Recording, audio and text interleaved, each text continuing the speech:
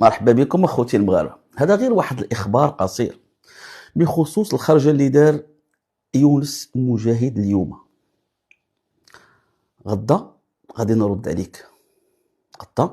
عليك، وغادي نقدم للناس الادله. كل شيء داكشي اللي قلتيه اليوم كذب في كذب في كذب بالادله. غنناقشك بالصواب وغنبينك انك زدتي غرقتي الشقف لهاد الاعضاء وليك وزدتي اكدتي وجود المؤامره ووجود الاستهداف. نعطيك بالادله القاطعه. سمعت لك مزيان ونقول لك يا ليتك ما هضرتيش، شتيكم ما هضرتيش افضل، زدتي خليتيها دابا مزيان. غدا المغاربه اعدكم برد مزلزل على كل داكشي اللي قال، كله غير حقيقي، كامل غير حقيقي وكله ماشي صحيح. وغنبين لكم غنوريكم فين كاين الثغرات ديال هادشي. اليوم عندي حوار درته مع الدكتور عبد الحق الصنايبي يستحق ان يشاهد، فيه واحد القراءه نوعيه للتوتر اللي كتبع العلاقه المغربيه القطريه، التطورات ديال الصحراء المغربيه، ثم فيه واحد المؤامره. ونزيد نقولها ليونس مجاهد، اجي تشوف اليوم واحد المؤامره ديال واحد الفيديو درته ديال 4 سنين كيفاش كيقطعوه، ونوريكم واحد المؤامره وكيفاش كيلصقوا لصق من بعد ما كان في الاول. مرحبا بك السي المهداوي. السيدات والسادة المشاهدين الكرام، أرحب بكم في هذا التسجيل اللي هو بغيت نخصو لمناقشة واحد الموضوع بشكل أخوي وفي إطار نقاش اللي هو هادئ مع زميلي وأخي السي عبد الله البقالي، انطلاقا من الخرجة اللي خرج بها واللي صرح بها في واحد العدد ديال الأشياء اللي كاين بعض المسائل اللي يمكن نتفق معها فيها، وكاين بعض المسائل اللي أعتقد أنها تحتاج إلى توضيح. إذن هذا نقاش مفتوح. كان ممكن أن هذا النقاش هذا يكون بيناتنا داخل الهيئة اللي احنا كنتميو لها جميع، يمكن يكون بيني وبينه، ولكن هو اختار على أنه يفتح هذا النقاش للعموم، ما فيها حتى مشكل، فائدة للعموم. أيضا أنا غادي نوضح واحد المجموعة ديال النقاط، وفي هذا الإطار لابد أن أوضح واحد المسألة اللي هي مهمة جدا، واللي هي أن المداولات ديال المجلس الوطني للصحافة ولا ديال اللجنة المؤقتة لتسيير شؤون قطاع الصحافة والنشر هي سرية. وهنا غادي نرجع للمادة اللي كتقول بأنه المادة 10 ديال النظام الأساسي المحدث للمجلس على أنه تمنع على الأعضاء طيلة مدة عضويتهم وبعد 2 من انتهاء مدة انتدابهم إعلان أي موقف علني بخصوص القضايا والملفات التي اطلع عليها أو ساهم في البت فيها. معنى ذلك أنه أنا ليس من حقي أن أدلي بأشياء اللي هي محاطة بالسرية بحكم القانون، ولذلك سأنطلق من القضايا التي أثرها السي عبد الله البقالي على لسانه، هي اللي غادي نتكلم فيها. من أول الأشياء اللي كنعتبر بأنها مهمة غادي نتكلم فيها هي مسألة اللي أنا أعتقد بأنها خطيرة جدا، وتتعلق بالمسألة اللي قالها حول أن المهداوي كان مستهدفا، وهذه المسألة كررها في عدد من المرات. السؤال ديالي أنا هو أنه من استهدف المهداوي؟ وإذا كان هناك من استهدف المهداوي هل توجد القرائن والحجج والدلائل على هذا الاستهداف؟ لأن هذه تهمة خطيرة تعني أن كانت هناك مؤامرة، كان هناك تدليس، كان هناك تزوير إلى آخره. إذن لابد أنه اللي كي يوجه الاتهام لابد أنه يدلي بالحجج. من المعروف أن القاعدة هي البينة على من ادعى. الآن ما هي المبررات اللي اعتبرها السي عبد الله البقالي اللي اعطته إحساس، وهو قال هذه مسألة الإحساس على أن هناك استهداف؟ قال بأن كاين هناك واحد التوارد ديال الشكايات ضد السي المهداوي. أرى نفحصوا هذه المسألة حتى هي بدقة. كانت هناك شكاية أولى من طرف واحد الأجير اللي كيشتغل معاه، تقدمت إلى لجنة الوساطة والتحكيم، وكان طبيعي على أن لجنة الوساطة والتحكيم خصها تنظر فيها، أن هذه شكاية ديال واحد الأجير كيشتكي من واحد المالك ديال واحد المقاولة اللي كيشتغل معاه. ما الذي حصل؟ الذي حصل هو أن لجنة الوساطة والتحكيم لم تنصف الأجير، بل بالعكس حكمت لصالح المهداوي. وهذه المسألة علاش أنا كنخرجها؟ لأن هذاك الأجير كتب في هذا الموضوع، والمهداوي بنفسه أشاد بهذا القرار ديال اللجنة. إذن هذه الشكاية الأولى اللي كانت لصالحه. كيقول السي عبد الله على أنه كاين تكرار وتوارد وتكاثر ديال الشكايات ضده. في مجال الأخلاقيات، في موضوع الأخلاقيات كانت هناك جوج ديال الشكايات ضد المهداوي. شكاية أولى جات من عند ناشر، واللي طبيعي على أنه ملي كتجينا شكاية كتكون مستوفية للشروط كتفحصها اللجنة، كتجي الكتابة الضبط، كتسجل، كتحلالية، كنحيلها على اللجنة ديال الأخلاقيات. وطبيعي خصني نحيلها، وإلا ما حلتهاش أتابع أمام القضاء، لأنها كتسجل في كتابة الضبط. وبالإضافة لأنه بالرغم من هذه المسألة أنا ضميري ما كيسمحليش أن واحد السيد شكا أنني نخبع الشكاية، لابد أن أحيلها على اللجنة واللجنة تبت فيها. هذا ما حصل. ناقشت اللجنة هذا الموضوع مع المهداوي بحضور السادة المحامين ديالو. وشنو كانت الخلاصة؟ الخلاصة هو أنه كان أيضا الحكم لصالح المهداوي من طرف هاد الأعضاء ديال لجنة الأخلاقيات، اللي هما في أغلبهم كانوا أيضا في اللجنة ديال الوساطة والتحكيم اللي حكمت الحكم لصالحه. إذن جوج الأحكام، ثلاثة ديال القضايا تقدمت ضد المهداوي، جوج خرجت لصالحه. من بعد غادي تجي المسألة ديال الإحالة الذاتية، اللي هي جات انطلاقا من واحد المجموعة ديال المصطلحات اللي تفوه بها، واللي اعتبروها الإخوان في اللجنة المؤقتة على أنها تستحق المتابعة في إطار الإحالة الذاتية، من أجل أن هذا الموضوع ما يتعاودش يتكرر. وهذه المسألة الإحالة الذاتية هي عادية، استعملناها في عدد من المرات، والسي عبد الله كان حاضر في هذا الشيء وكيعرفه وساهم فيه أيضا. إذن الذي حصل هو أنه تم الاستدعاء ديال السي المهداوي باش يتناقش هذا الموضوع هذا، وحصل ما حصل. أنا غادي نجي ما نخرجش الأشياء اللي كنعتبرها بأنها كتدخل في إطار السرية، ولكن الأشياء اللي هي خرجت واللي أصبحت في العموم، سواء من خلال التسريبات أو من خلال الأشياء اللي قالها السي عبد الله البقالي.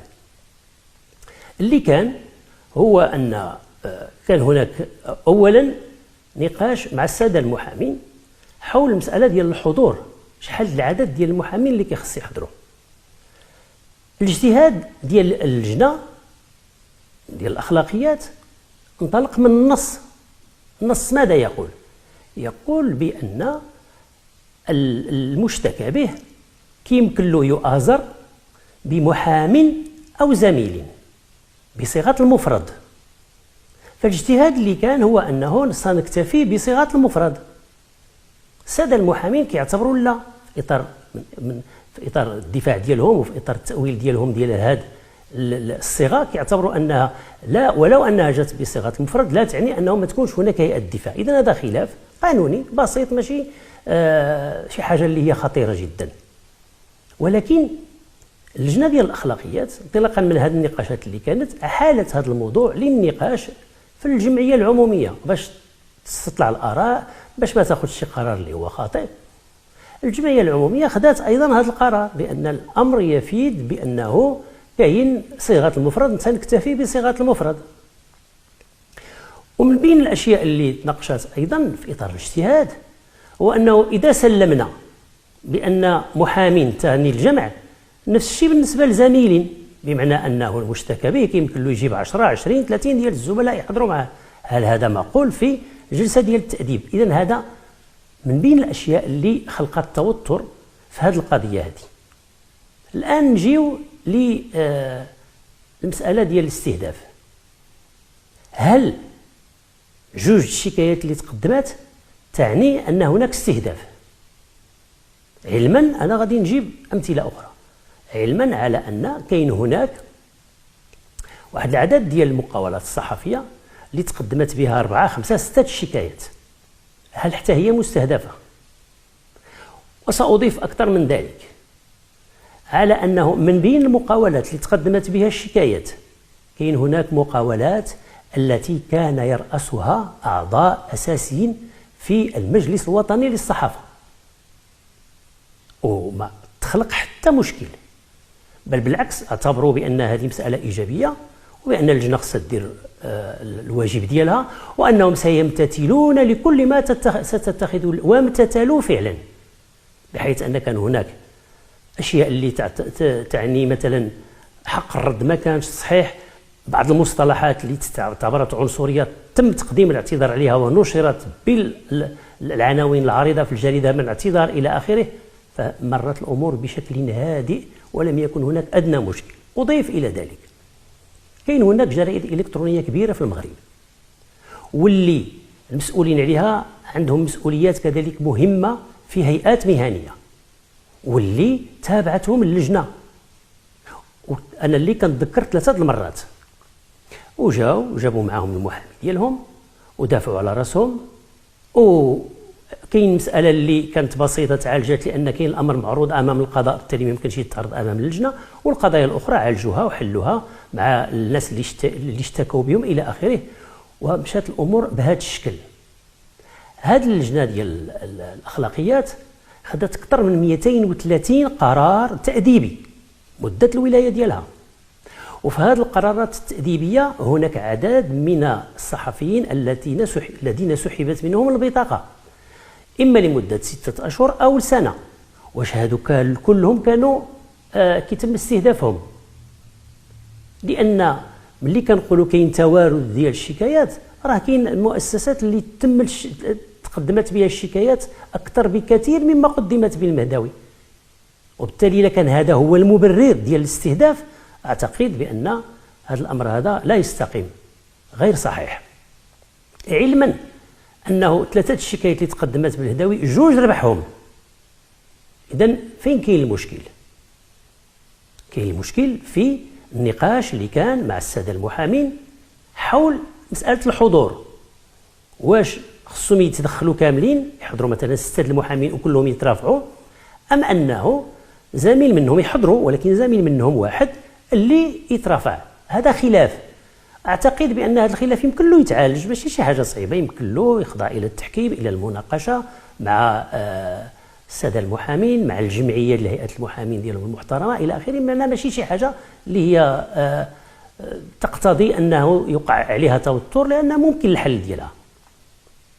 ولكن غادي نجي الأشياء اللي كانت داخل هذا الاجتماع واللي كان فيها تسريب. هنا غادي نقول بأن اللي كيهمنا بالأساس واللي كيهم المهداوي، بغض النظر على ما قيل في هذاك الاجتماع، واللي هنا غادي نوضح ما قيل، اللي تقال في هذاك الاجتماع هو كان اجتماع داخلي، وهاد الناس اللي كانوا في هذا الاجتماع كيعرفوا بعضهم منذ مدة، كيضحكوا مع بعضهم، كيتكلموا. صحيح أنه استعملت مصطلحات التي ما كانش خصها تستعمل، واللي هما من بعد بنفسهم كيقولوا صحيح أنهم ما كانش خصنا نستعملوا هذيك المصطلحات.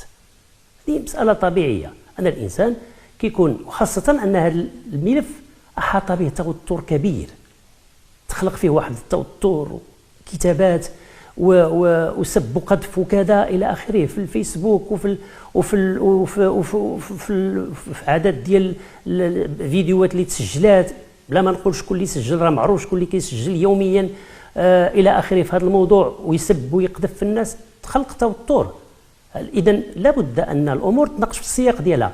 هذا لا يبرر نهائيا أن هذاك الكلام اللي تقال داخل هذاك الإطار اللي مرت عليه 7 شهور، ولا أعتقد أن شي واحد كيتذكر شنو قال هذه 7 شهور، ولكن مع ذلك احنا اعتبرنا بأنه أي كلام اللي تقال اللي يمكن يكون فيه إساءة للناس أو خارج على إطاره، فلا بد أنه يحصل فيه الاعتذار، وهذا ما حصل بالنسبة للسادة المحامين، لا أنا ولا السي خالد الحري اللي اعتذرنا علانية، واعتبرنا أنه احنا ما كنتذكروش ما الذي حصل، ولكن وهذيك التسريب مازال احنا طالبنا بأنه يكون تحقيق في هذا الشيء، وقدمنا شكاية في الموضوع، ولكن كنقولوا بغض النظر باش نمرروش هذا الشيء، نحن نحترم السادة المحامين وهيئات الدفاع اللي كانت مرافقه للسي المهداوي، وكنعرفوا الكفاءه ديالها، ونجدد لهم الاعتذار، وكنعتبروا بان دور المحامين اساسي في أننا نوصل إلى الحقيقة وأننا نوصل إلى باش تكون هناك العدالة. إذن هذا موضوع هكذا نقش وناقشته مع السي عبد الله البقالي، لأن ناقشنا أنا وياه شنو يمكن لنا نعملوا في هذا الوضع هذا. قال لي أنه لابد أن ناخذوا شي قرار، نشوفوا شي حاجة. قلت له مزيان، خليني أنا غادي نتناقش مع الإخوان. وفعلا ناقشت مع البعض وباقي داخلنا نقاش كيف أنه حتى هذيك اللجنة بنفسها يمكننا نعاودوا نناقشوا ما جرى داخلها إلى آخره. لا شيء يمنعني نهائيا باش أنه يتراجع المصطلحات اللي تقالت وهذا، وناقشت معهم ودائما هما مستعدين لهذا الشيء. ولكن دابا أرى نشوفوا شنو هو الموضوع اللي صدر، القرار اللي صدر من هذه اللجنة. هذه اللجنة ناقشت، تداولات كما جميع المداولات، غادي ناخذوا هذا القرار ما غناخذوش هذا القرار إلى آخره. في الآخر قالوا أننا غادي نسحبوا البطاقة لمدة سنة، وجاء الاقتراح ديال أنه نديروا قرار ديال المنع من الدعم. كان هذا النقاش، ولكن في نهاية المطاف شنو القرار الذي اتخذ؟ القرار الذي اتخذ كان بحال القرارات اللي اتخذت في عدد من الملفات الأخرى، هو أنه سيمنع من البطاقة، تسحب منه البطاقة لمدة سنة فقط. حتى القضية ديال المنع من الدعم تم التراجع عليها. إذن أنا اللي كيهمني بالأساس بغض النظر كما قلت على ما حصل إلى آخره هو شنو القرار الذي تم اتخاذه، وهل هو قرار يستند إلى القانون؟ يستند إلى القانون، واتخذ كما قلت في عشرات إلا أقول مئات الحالات اللي تعرضت على هذه اللجنة هذه، واللي السي البقالي كان حاضر فيها وساهم فيها. إذن ما فهمتش فين كاين التآمر في هذا الموضوع هذا، حتى فيما يتعلق بالمسألة اللي أنا ما كنتش حاضر في هذه المداولات وما كنحضرش في المداولات ديال لجنة الأخلاقيات حتى الآخر الاجتماع، وتمت الدعوة ديالي باش يتشاوروا معايا في واحد الأمر اللي هو التطبيق المادة. ها هي حدايا المادة 52. هذه المادة 52 ماذا تقول؟ تقول بأنه يمكن لرئيس المجلس أن يلتمس بطلب استعجالي يقدمه إلى رئيس المحكمة المختصة النفاذ المعجل للعقوبة في انتظار صدور المقرر النهائي إلى آخره. هذا اللي كان. لما جيت أول سؤال طرحت عليهم قلت لهم شنو القرار اللي خديته؟ لأن ما كندخلش في هذه القرارات. من بعد طرحوا عليا هذا المقترح، وهذه المادة عمرنا ما لجأنا لها، وفعلا ما لجأنا لها حتى من بعد. بين القضايا قالوا أنه يمكننا نطلبوا النفاذ المعجل إلى آخره. كان نقاش. السي السلهامي اعتبر بأنه لأن المادة نسيناها المحكمة المختصة، اعتبر بأنه ربما أن الأمر يستدعي أننا نكتبوا للرئيس المنتدب للسلطة القضائية. جاوبوا الحري قالوا لا خصنا نكتبوا للنيابة العامة. جوج بهم كانوا خاطئين، لأن خصنا نكتبوا للرئيس المحكمة المختصة. أنا سيرتهم في الكلام لأنه ما غناخذش القرار تماك، خص تجيني الرسالة من عندهم كيفاش شنو هي العقوبة اللي كانت ورسالة إلى آخره باش انطلاقا منها عاد كناخذ القرار. فكنت سيرتهم في الكلام، ناقشنا، مشيت بحالي من الاجتماع في انتظار شنو هو القرار اللي غادي يتخذ، ولم أتخذ هذا القرار نهائيا. وهذا الشيء كيعترف به السي عبد الله البقالي، كيقول أن الرئاسة ما خضعتش هذا القرار، بمعنى أنه لم يكن هناك أي تشدد في هذا الملف هذا مع المهداوي. ما خديناش القرار أننا نطلبوا النفاذ المعجل من المحكمة المختصة. إذن خلينا له الفرصة ديال الطعن. وقلت هل الأعضاء ديال اللجنة الأخلاقيات قلت لهم خصنا نخليو له فرصة ديال الطعن، لأنه يمكن يدافع على راسه ويمكن هذا الموضوع يتعالج. جا وعمل الطعن ديالو.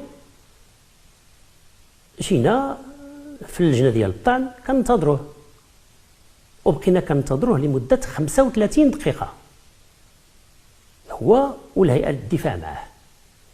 لما وصلت 35 دقيقة الأعضاء اللي كانوا معايا، وكان معايا الأستاذ القاضي المحترم اللي جا من الدار البيضاء لأنه هو رئيس اللجنة وبالتالي كيكون في هذه اللجنة ديال الطعن، جا خصيصا لهذا الموضوع.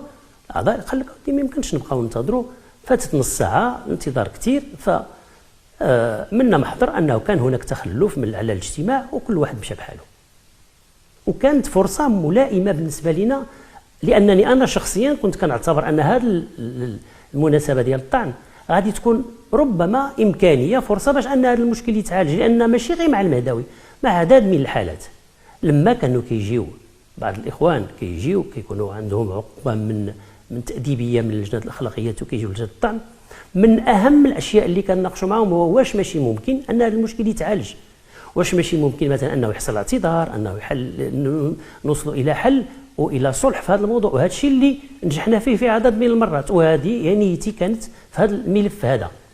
اذا من بعد مشى المهداوي للمحكمه واللي من حقه، وهذه احنا كننتظروا الان وما بغيناش ندخلوا في التفاصيل، لانه ما يمكنش ناثروا ولا ندخلوا باش ناثروا في قرار المحكمه، نقول انا مظلوم ولا السي البقالي يقول مظلوم. خلي المحكمه هي اللي غادي تشوف الوقائع وعندها الوثائق واللي هي تحكم. وكاينه مساله اخرى كذلك، واحد التفصيل مهم في هذا الموضوع هذا، هو كيتقال ان المهداوي سحبت له البطاقه ومن بعد كتجيو كتقولوا له بانه لا انت صحفي انا نتابعك. هذه مساله زعما واضحه ان اللجنه هذيك التاديبيه كانت في 16 ابريل، والمهداوي مشى للمحكمه ديال المحكمه الاداريه وطعن في القرار ديال اللجنه حول البطاقه، وبالتالي القرار الابتدائي اللي كان لصالح اللجنه ما غادي يخرج حتى 22 مايو. المهداوي مازال محسوب انه صحفي، لان ما كاين حتى تناقض نهائيا في عمل اللجنه. اذا اعتقد بان القول بان المهداوي كان مستهدفا فقط لانه في قضيه واحده صدرت فيه عقوبه، في الوقت اللي عندنا كما قلت اكثر من 230 ديال الحالات اللي صدرت فيهم عقوبه، وكاين اللي صدرت فيه بعض المرات جوج العقوبات او ثلاثه، لا اعتقد بانه هذه حجه ودليل وبرهان على الاستهداف. اذا كانت لدى زميلي واخي السي عبد الله البقالي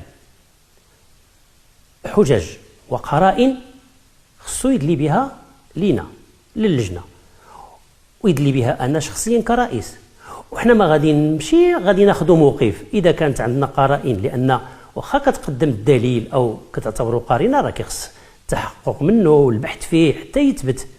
لما يثبت ماشي غادي ناخذ مواقف، غادي ناخذ قرارات واجراءات.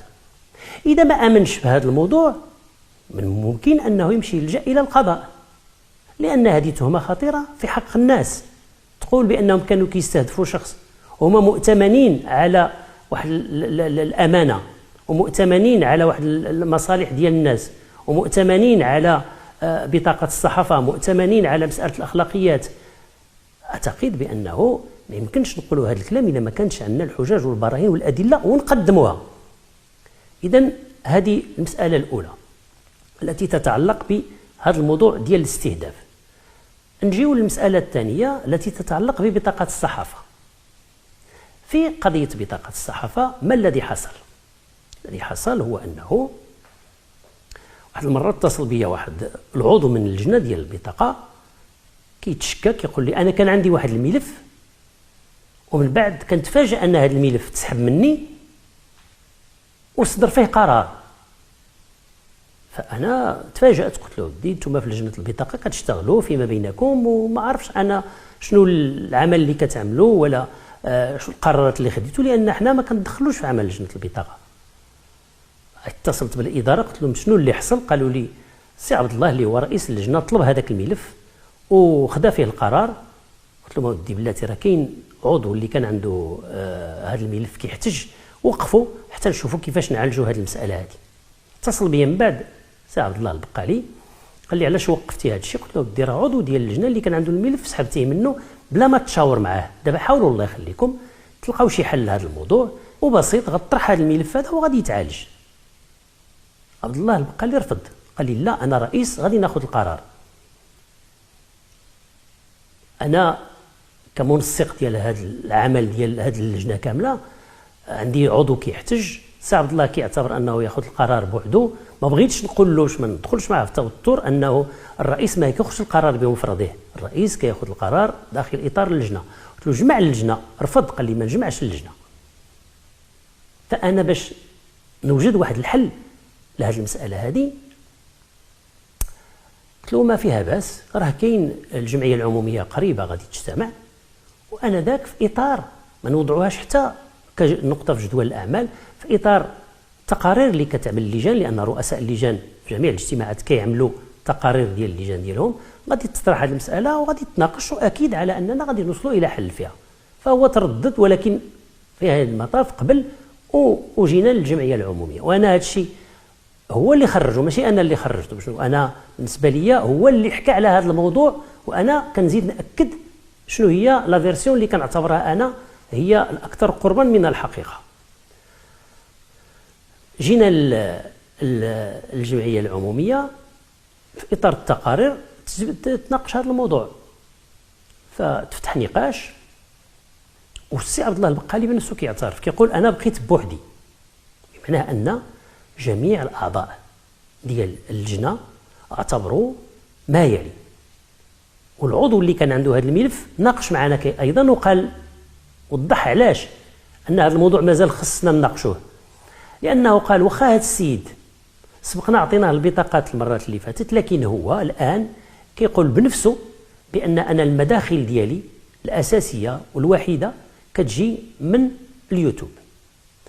السؤال اللي طرح علينا هذا العضو قال لنا واش حنا غادي نوليو كنعطيو البطاقات لجميع المواطنين اللي كيمكن له يمشي يدير شركة الإعلام صغيرة ويبدا يدخل من اليوتيوب، معنى ذلك سنصبح أمام عشرات الآلاف من الصحفيين. واش هذه المسألة مقبولة؟ تطرح النقاش في اللجنة. الموسعة في الجمعية العمومية قالت بأنه لا، ما يمكنش، لابد أنه نحتفظوا بالمعايير المعروفة في الصحافة، وإلا لا قيمة لبطاقة الصحافة، تولي كتعطى لجميع الناس صناع المحتوى إلى آخره اللي كنحترموهم واللي كنعتبروا أن كاين عدد منهم اللي كيعملوا واحد العمل جيد. حنا ماشي كنناقشوا الآن المضمون، كنناقشوا فقط واحد المجموعة المعايير ديال الولوج إلى المهنة وديال بطاقة الصحافة وغيرها. فهذا الشيء اللي كان قالوا بأنه لا، ماشي ممكن. فعبد الله البقالي بنفسه في البودكاست اللي خرج هو اللي كيقول هذا الشيء على لسانه، أنا كنتكلم الآن.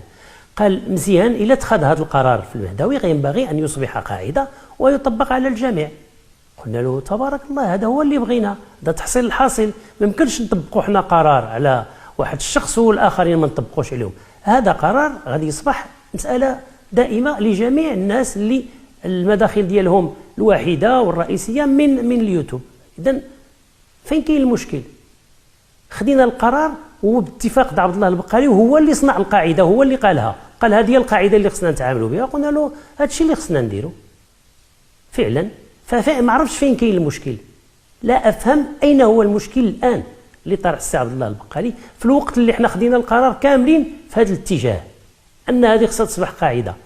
السؤال اللي مطروح هو شكون اللي كيخصو يطبق هذا القرار اللي خديناه جماعة؟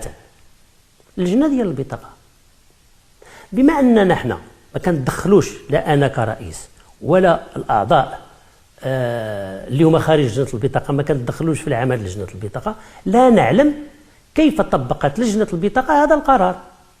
ما كندخلوش في عملهم، صافي كنوضعوا القواعد كنتفقوا عليها، وهذه غنرجع مسألة القواعد كيفاش كنوضعوها، وهما اللي كيمشيو يطبقوا، حنا ما كندخلوش في عملهم. وهنا غادي نجي مسألة القواعد. اللجنة ديال المجلس الوطني في البداية ديالو لما بدا كيشتغل وجد بأنه كاين هناك صعوبات في تطبيق القانون ديال القانون الأساسي للصحفيين المهنيين، ومن بعد جاء المرسوم اللي أيضا كتوضع الحكومة ديال منح البطاقة، وحتى هو كانت فيه صعوبات، لقينا واحد المجموعة ديال الثغرات قانونية، عيوب إلى آخره. كان المجلس الوطني في البداية مضطر أنه يعمل اجتهادات، وهذه الاجتهادات ما جابهاش هكذا من راسه، لأن المادة 2 ديال القانون المحدث للمجلس كتعطي الحق للمجلس أنه وضع القوانين والأنظمة، ماشي الأنظمة، القوانين عفوا، وضع الأنظمة الخاصة بأنه الممارسة المهنة طبقا لقواعدها إلى آخره. فأخذ قرارات فيما يتعلق أولا بالحد الأدنى للأجر، ما كاينش في القانون. خذ قرار بأن الحد الأدنى للأجر هو 4000 درهم. خذ قرار فيما يتعلق كيفاش غتمنح البطاقة للشرفيين في الوقت اللي القانون ولا المرسوم ما كيميزش ما بين الشرفي وماشي شرفي، حتى هو خصو يجيب البلتان دو بي الى غير، الشرفي والمتقاعد ما عندوش بلتان دو بي. فكان قرار بالنسبه للفريلانس وغيره. اذا هذه الاجتهادات طبقا للماده 2 اللي هي الانظمه الخاصه كانت دائما في المجلس منذ البدايه وهي تعتمد. من بعد ماذا تبين؟ انطلاقا من التجربه تبين بانه كاين مجموعه ديال الثغرات، فالمجلس قال ودي هاد الثغرات اللي كاينه، وملي جات اللجنه المؤقته وراجعت هذا الموضوع ان هاد الثغرات اللي مزيان توضع في نظام خاص مكتوب وينشر. علاش؟ باش المرتفقين اللي غادي يجيو يطلبوا البطاقه يشوفوه يعرفوه باش يتسهل عليهم العمل. وهذا النظام الخاص اعتمد على القانون وعلى المرسوم، واتحدى اي واحد يقول لي شي حاجه خارج على القانون والمرسوم، هو من اجل التدقيق في الوثائق فقط.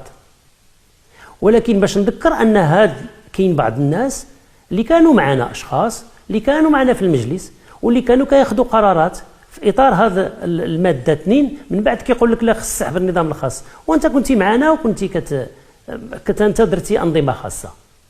كاين تناقض، عدم انسجام في الرؤيه لاهداف ربما البروباغندا الى اخره. وغادي نجي لهذه المساله ديال البروباغندا. كتجي مساله اخرى هي ديال علاش ما نشرناش اللوائح ديال الصحفيين.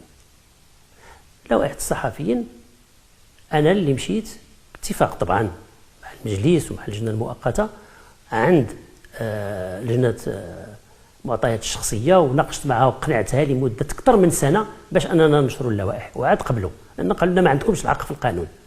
ولكن شنو اللي حصل؟ هو انه كاينين هيئات مهنيه محترمه اللي رسميا كتبت لنا قالت لنا لا نتفق انه تنشر اللوائح، ما عندكمش في الحق في القانون، وحنا كنرفضوا تنشر السميات ديالنا ولا الناس اللي معنا.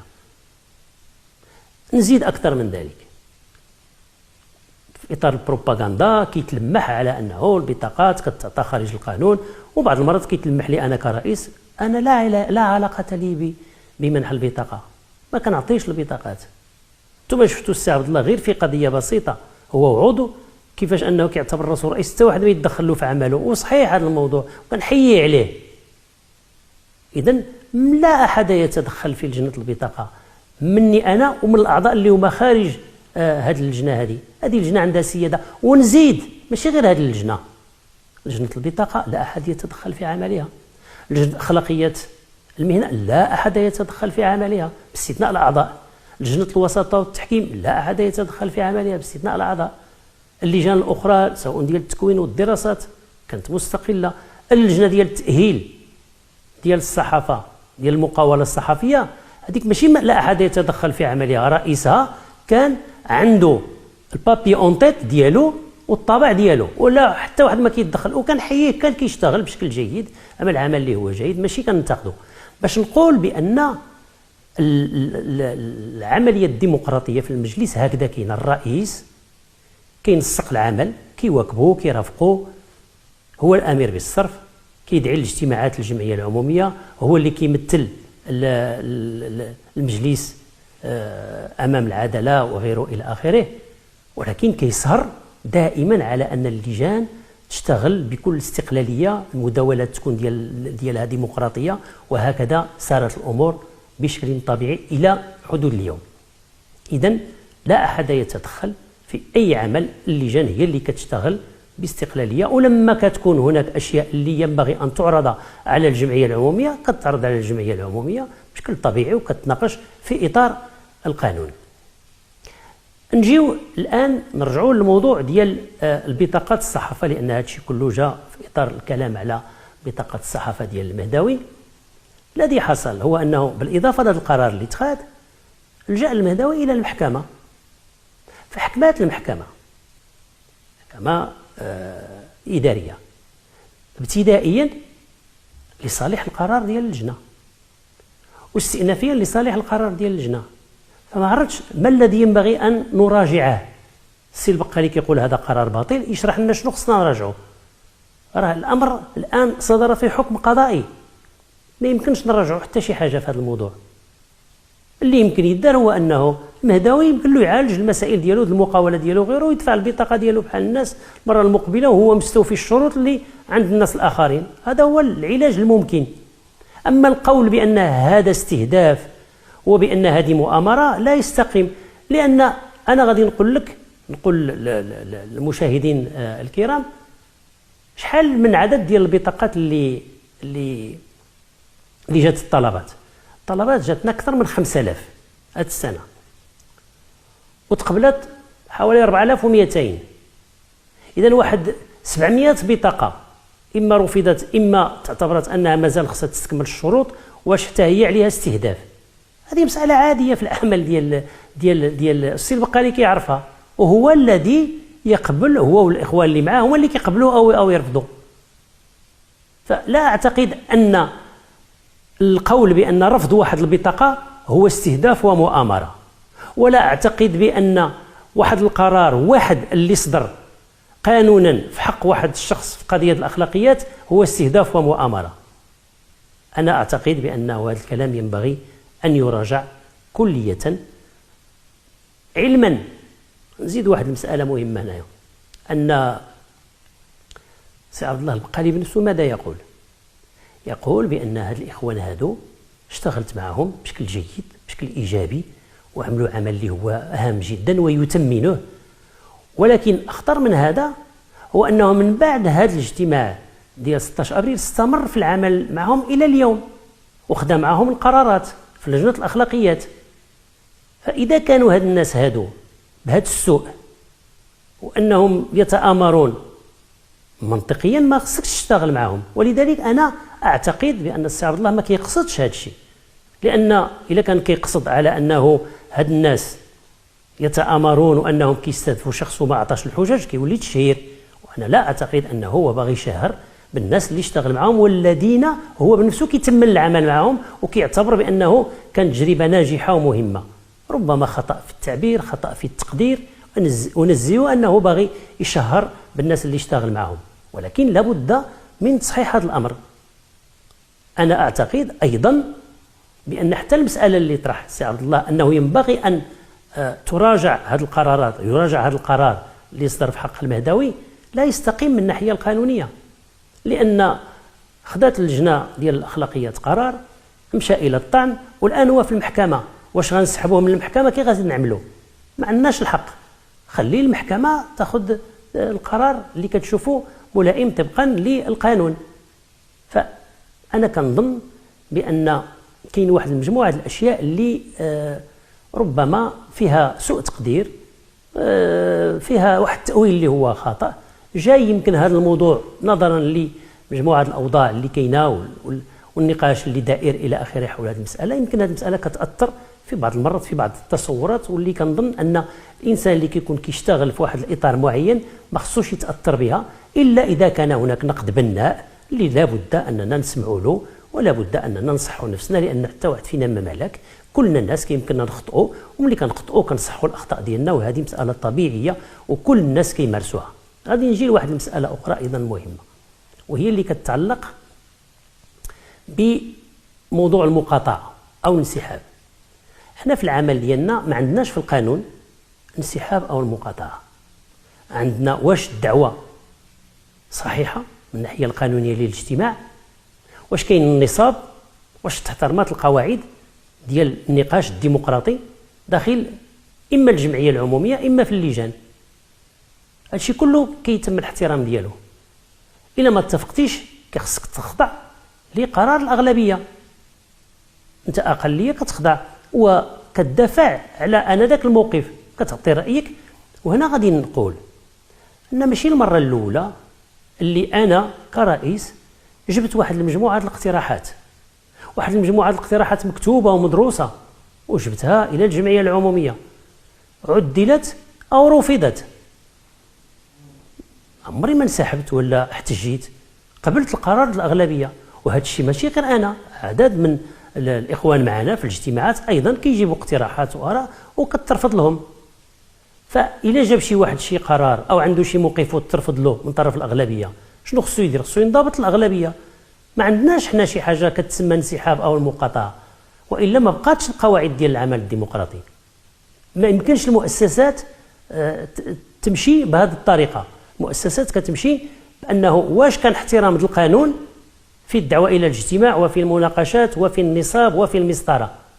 هذه هي المؤسسات. ولذلك أنا بغض النظر على ما قيل وسيقال وعلى ما يحصل وما حصل، أنا رئيس ديال واحد المؤسسة وغادي نبقى ندافع عليها حتى للنهاية، لأنني كنعتبر بأن هذه المؤسسة قامت بعمل جيد جدا، وهذه أول تجربة في المغرب، وأحيطت بعدد من الإكراهات وبالمشاكل وغيرها. وأخطر إكراه التي أحيطت به هذه المؤسسة هي مسألة البطاقة المهنية، لأن الاحتجاجات اللي كانت علينا سواء اعتصامات أو مظاهرات ما كانش على لجنة الأخلاقيات ولا على لجنة الوساطة والتحكيم، كانت على لجنة البطاقة، هي أكبر الاحتجاجات كانت عليها.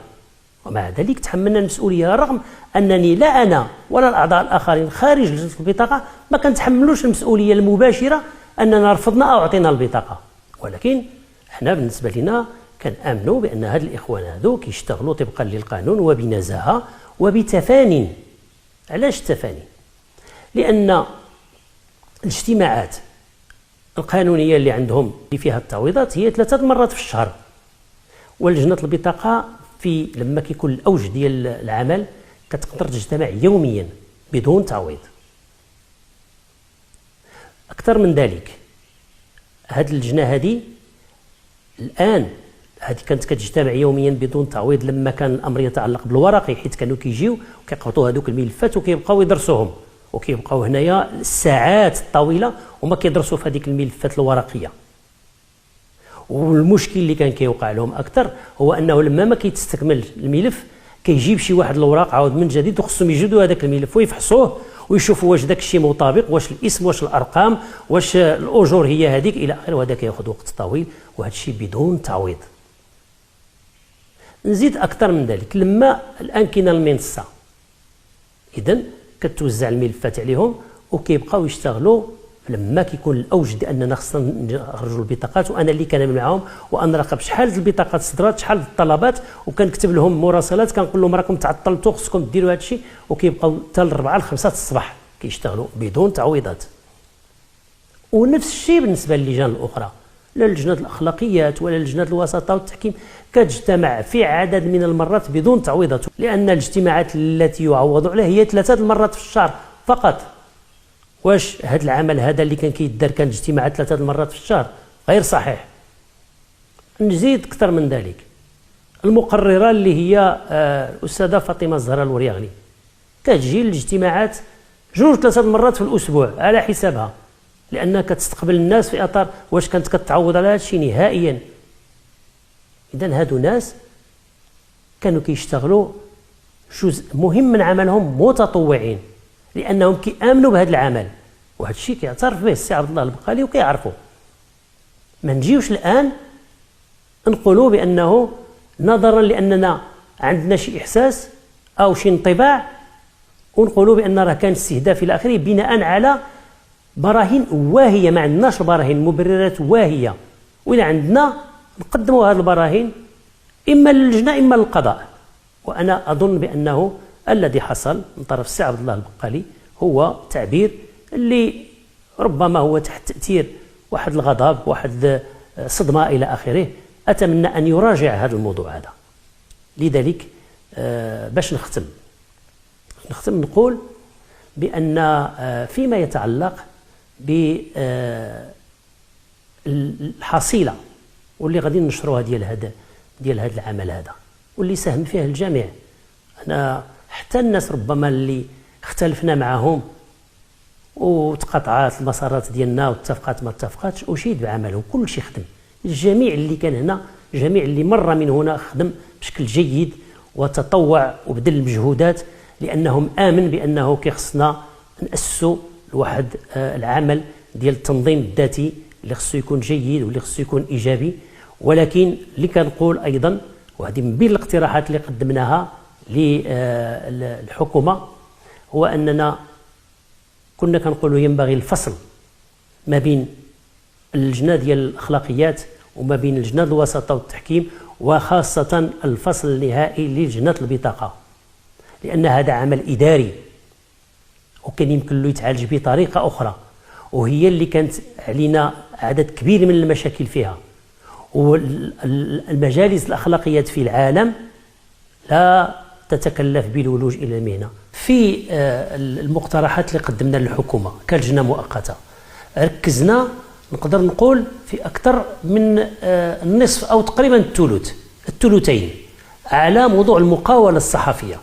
كنعتبروا بأن الحل بالنسبة للصناعة الصحفية في المغرب يكمن في تقوية المقاولة الصحفية، وبأن خصها تكون عندنا مقاولات صحفية قوية مهيكلة مزدهرة، لأن من خلالها غادي نعالجوا سواء قضية الولوج إلى المهنة لأنها هي اللي كتنظمها بالعقود وبالإمكانات اللي عندها، غنعالجوا مسألة الأخلاقيات لأنها تراقب العمل التحريري إلى آخره، غنعالجوا مسألة الجودة وغيرها. ولذلك نحن ننتظر بفارغ الصبر كاملين كلجنة مؤقتة ننتهيوا من هذا الوضع هذا المؤقت، وأن المشروع القانون الآن اللي معروض على مجلس المستشارين على أنه يمر باش أنه يكون واحد المجلس اللي هو جديد واللي يمكن له يواصل العمل اللي قمنا به ويصحوه ويعدلوه ويقويه ويغنيه. أعتقد بأننا نحن في هذا الفاز وأنا متفائل. علاش؟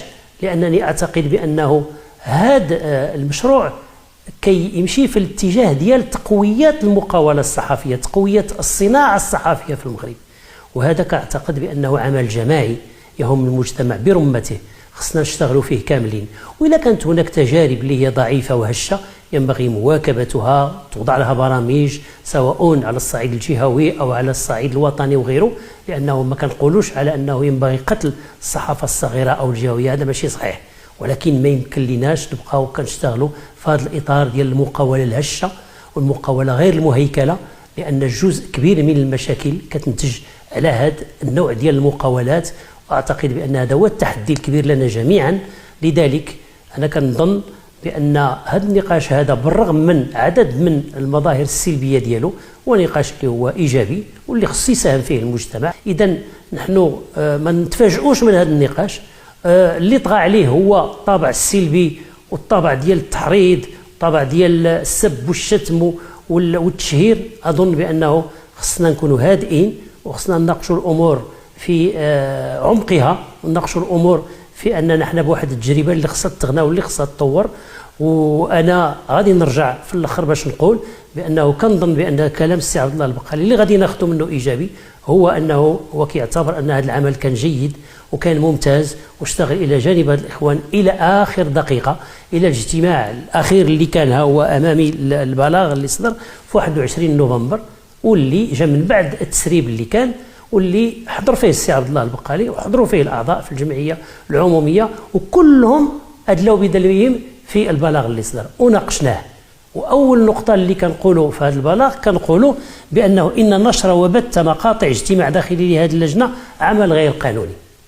كاملين اتفقنا على هذا الموضوع هذا، وأعتقد بأنه السي عبد الله يمكن ناقش هذا الموضوع ديال النشر والبث يمكن يكون صحيح ماشي صحيح، وربما كيمشي في اتجاه أنه يمكن الصحفي ينشر، ولكن البلاغ اللي ساهم فيه حتى هو في الصياغة ديالو كيقول شيء آخر. هذا اجتهاد، ولذلك كنقول على أنه ينبغي أن نجتهد، ينبغي أن تكون لدينا آراء، ينبغي أن تكون لدينا أفكار متعددة ونغير رأينا انطلاقا من مجموعة المعطيات. ولكن اللي ما مقبولش نهائيا هو أنه نتهموا الآخرين بدون ما تكون عندنا حجج. وأتمنى أن يتواصل هذا النقاش في إطار هادئ، في إطار من الحوار الجاد، وفي إطار من الجدل البناء، لأن هذا موضوع كيهم المهنيين أولا ولكن كيهم المجتمع كله برمته.